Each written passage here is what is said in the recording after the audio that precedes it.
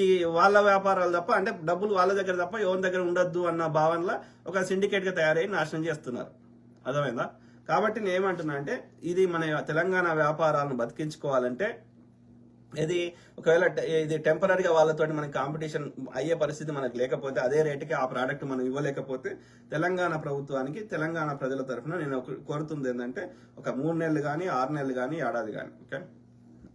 వాడు మార్వాడి వాడు ఏ రేట్ ఇస్తుండో తెలంగాణ వ్యాపారస్తులు ఆ రేటు మెయింటైన్ చేసే విధంగా వీళ్ళకు టెంపరీగా అవసరం ఉన్న యొక్క ఇది చిరు వ్యాపారస్తులు,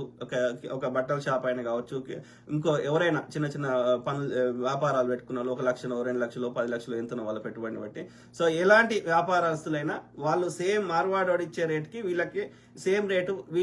మన తెలంగాణ షాప్ లో కూడా దొరకాలి ఆ ప్రోడక్ట్ అంటే,